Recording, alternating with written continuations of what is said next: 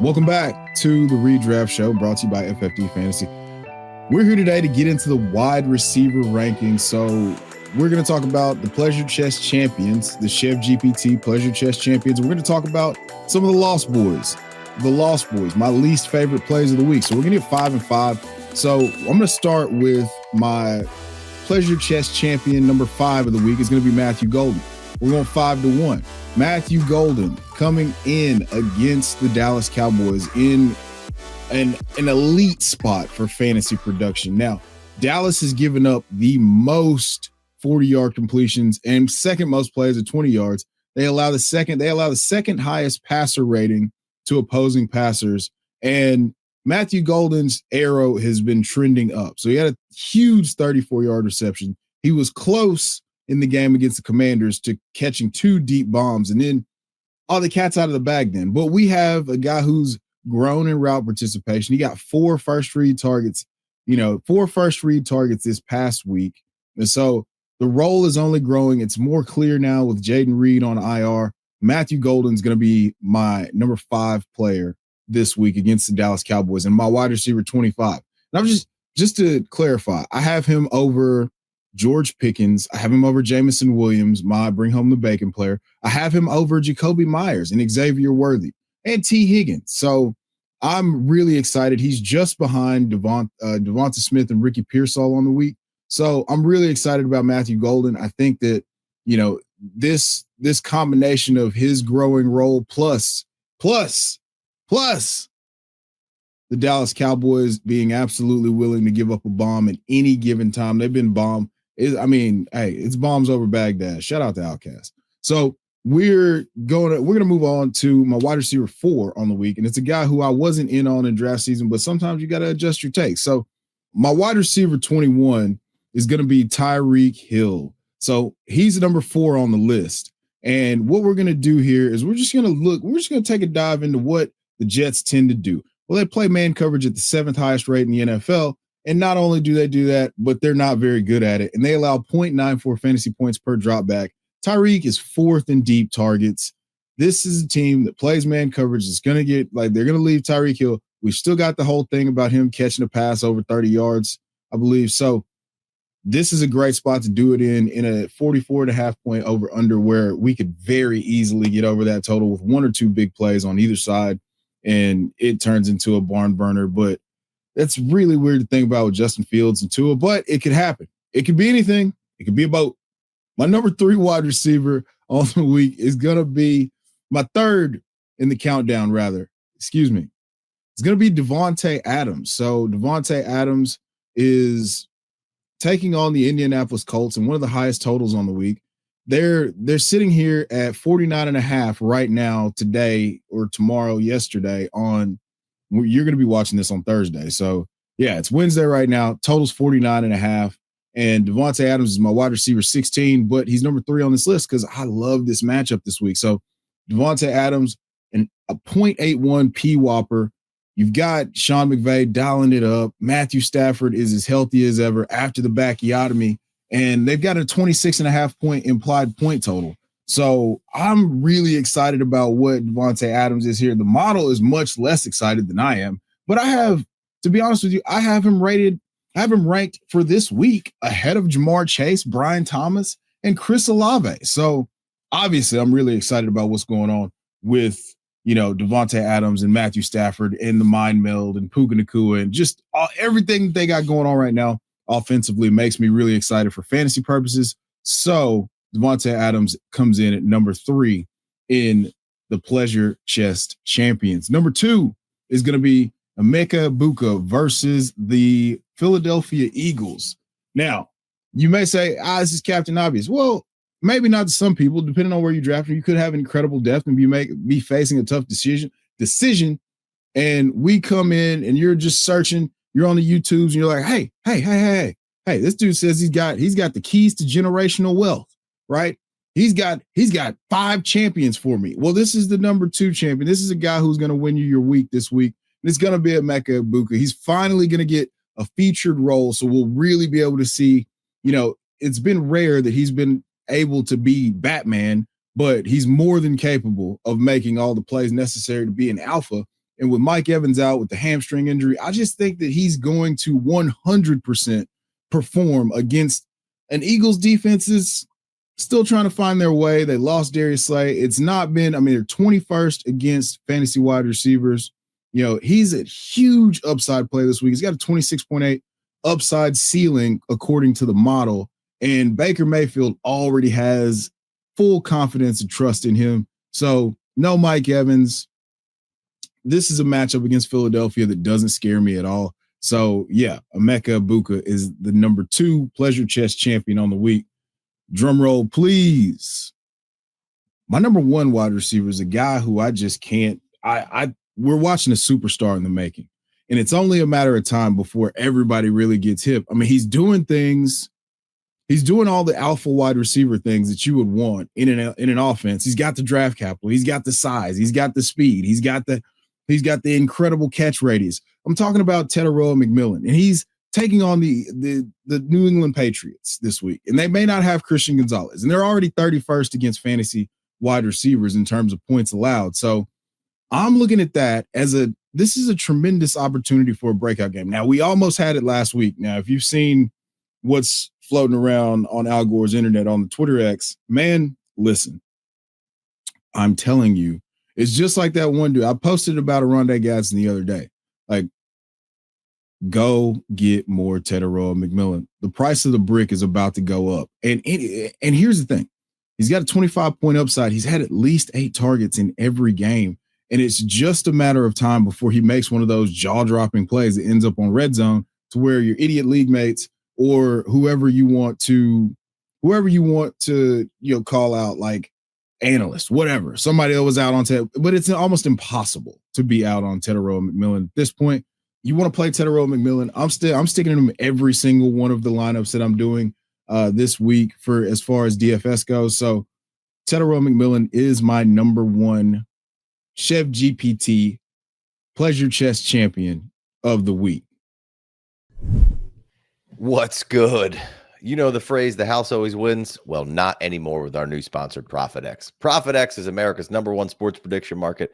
It's a peer-to-peer sports prediction market where users play against each other instead of a sports book versus the house. You almost always get the best price on any spread, money line, total, or player prop since you're playing against other people rather than the book. Looks and feels like a sports book, but with way better odds. So what are you waiting for? Go down the app, download the app, and get to work. Use promo code FFD and claim up to $200 in profit cash on all plays for the first 30 days of playing on site. Terms and conditions apply, of course. We're early in the week. It's Monday here, so we don't have a ton of options just yet. But as the week goes on, ProfitX gets better and better and better. More peers signing up to challenge you and more liquidity available. So lots of good stuff as goes on, and we'll have some other reads for you. But right off the rip, the one that I found interesting, Philly, Tampa, home dogs for Tampa Bay, 3.5. Weather initial report's going to be hot in Tampa next week. So you got Philly going down south, Tampa, who's just been a tough team to deal with, hard to kill. So I'm early on here. First thing for ProfitX this week, I'm looking at Tampa Bay home dog plus 3.5. Love that little hook right there. So make sure you log in, promo code FFD, ProfitX. Check it out. Peace. Drum roll, please. I'm going to give you my start of the week out of these guys. Now, obviously, you're starting Tetairoa McMillan at this point. You're starting Emeka Egbuka. I'm assuming these things. I'm assuming that you're a sharp guy if you made it this far. So, yeah, I would say, hey, that's fine.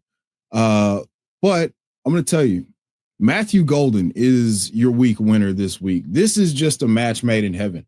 Jordan Love's already looking for him on deep targets. Like I said, he should have had that long touchdown against the Commanders and then another long bomb play. So he's able to get behind the secondary, no Diddy. And, with the 4.29 speed, he said that wasn't his role at Texas. So that's why everybody was surprised, but he knew he could run. And now it's just a matter of when, not if. So Matthew Golden is the Chef GPT pleasure chest start of the week. Now, let's get to some nasty business now.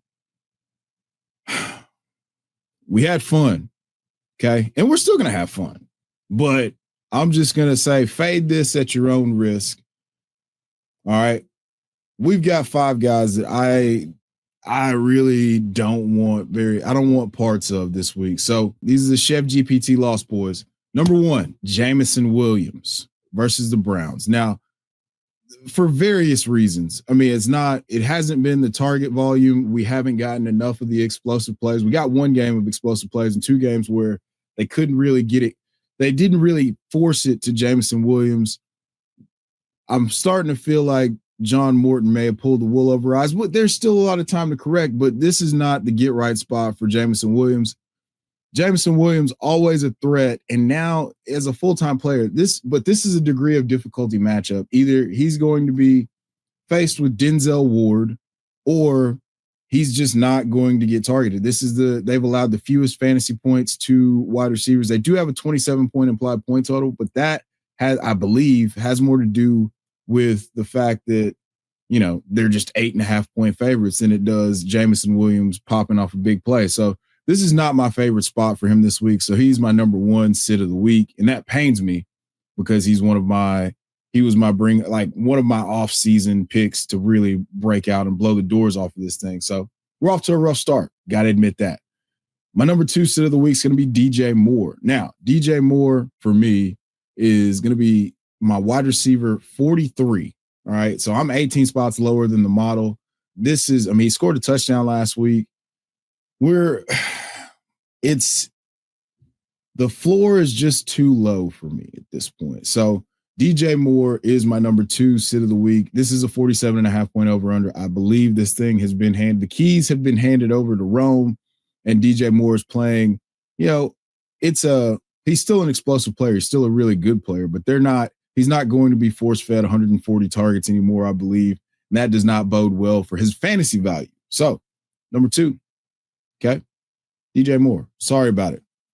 Sorry, not sorry, but also whatever.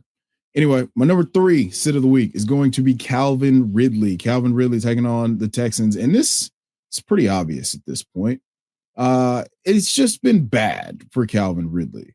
I mean, Alec Manor has looked like a far superior receiver. This is, they're almost tied in first read targets at this point. So, and it's just, he's got a ridiculous amount of drops. He's got a season's worth of drops in 3 games. So play Calvin Ridley at your own risk.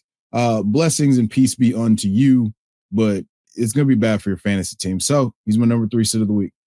Now, this is going to get some people upset with my number 4 sit of the week because it's a guy that we all have such high hopes for, and it is a positive matchup. But I just think that one of the heaviest regression candidates in the model, he's at negative 6.8% or negative 6.8 regression to the mean, like negative, whatever, however you want to say that. But Quentin Johnston taking on the New York Giants. He's been a big play machine. He caught, he set a, personal high for passes caught against Patrick Surtain's coverage. I mean, this is a stud. I mean, he's now progressed from being one of the most comical busts to a serviceable player, but I don't think that this is the spot for him this week. I think it's a very, very Amarion Hampton heavy game script. So he comes in as my number 4 sit of the week. And last but not least, here we are, my wide receiver 33 on the week. It's going to be DK Metcalf. Now, it's been up and down, but this is not a great matchup. We're talking about DK Metcalf taking on the Minnesota Vikings over in Ireland, I believe, or somewhere over in Europe. Man, I don't know. So they're going to be eating haggis. They're kicking the ball off at 8:30 a.m. over here time, my time. So that's not great. Also, I'm not a fan of this matchup this week. So DK Metcalf is my sit of the week versus the Minnesota Vikings.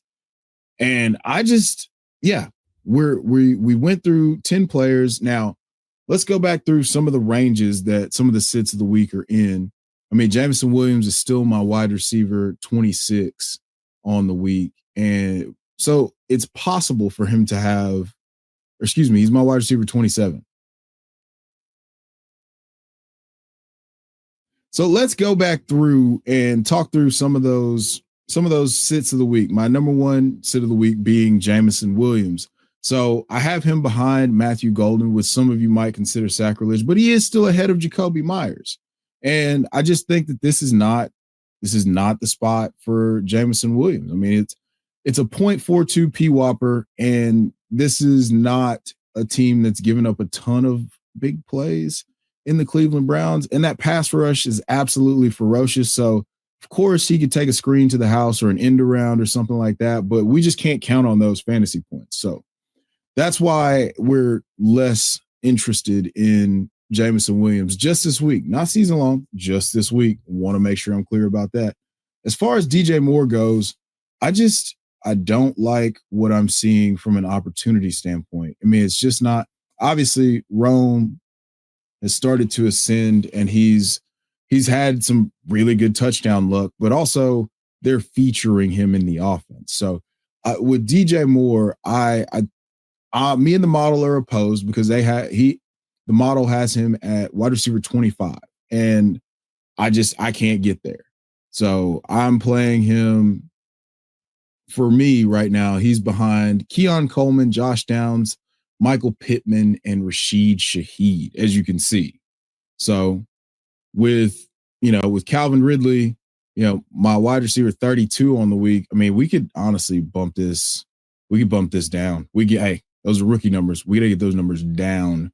39.5 point over under. Not really. I'm just not excited about Calvin Ridley anymore. We thought he's this year's Terry McLaurin. Instead, Tennessee Titans are one of the most just horrific offenses to date, even with the talent of Cam Ward. He can't overcome incompetency and the drops. I think Dontavian Wicks may have, I don't know. Maybe he took his hands and sewed them on to Calvin Ridley or something like that. But anywho, this is not the best matchup for him. And Quentin Johnston, this is just more of a call to regression.